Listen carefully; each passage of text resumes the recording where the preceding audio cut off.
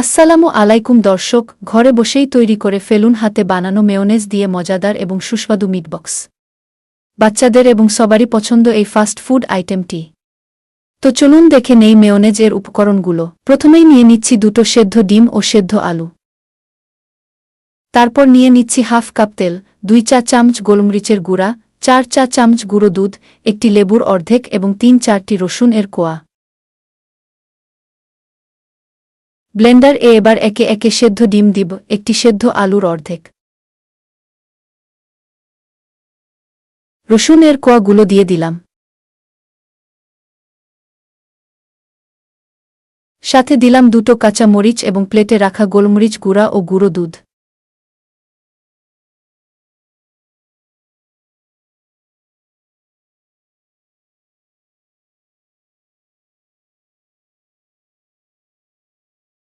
তারপর লেবুটি চিপে লেবুর রসটুকু দিয়ে দিলাম এবং বাটির তেলটুকু দিয়ে দিব। এবারে দিয়ে দিলাম হাফ টেবিল চামচ চিনি এবং দিলাম পরিমাণ মতো লবণ।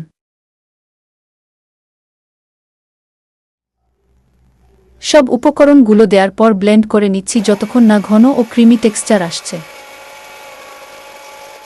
তৈরি হয়ে গেল আমাদের ঘরে বসেই মেয়োনেজ। এবার বাকি সেদ্ধ আলুগুলো লম্বা করে কেটে নিলাম। 2-3টা সসেজ ও গোল করে কেটে নিলাম।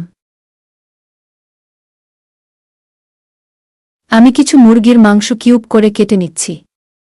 এখানে আমি 2টো বুকের পিস নিয়েছি। আপনারা আপনাদের পরিমাণ মতন নিয়ে নিবেন। আলুগুলোতে আমি কিছুটা কর্ন ফ্লাওয়ার, সামান্য পরিমাণ লবণ ও মরিচের গুঁড়ো দিয়ে মাখিয়ে ভেজে নিচ্ছি।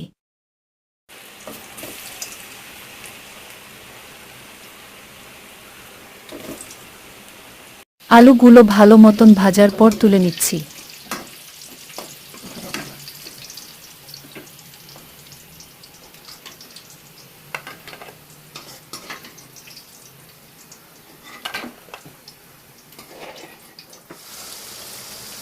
আলুর পর ভেজে নিচ্ছি সসেজগুলো।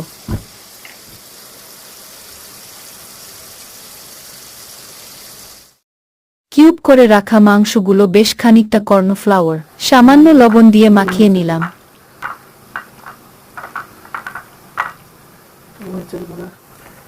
দিয়ে দিচ্ছি মরিচের গুঁড়ো।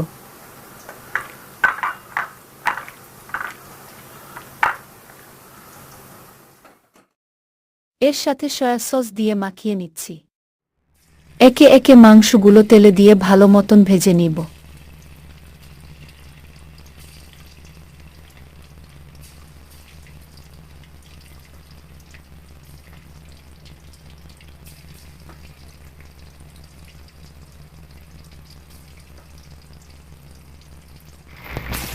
মাংসগুলো প্রপারলি ভাজার পর নামিয়ে নিব।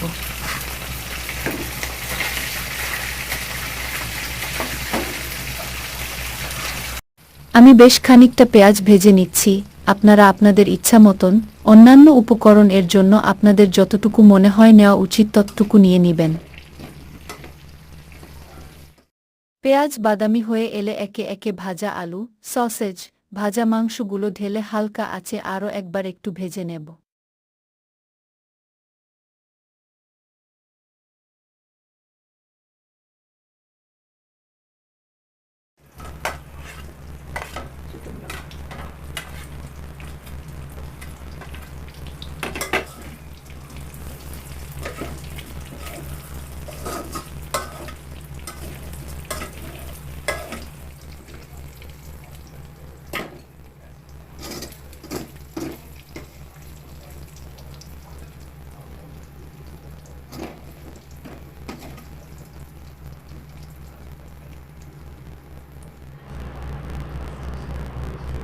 এবারে সব বাটিতে ঢেলে হাতে তৈরি মেয়োনেজ ওপর দিয়ে দিচ্ছি।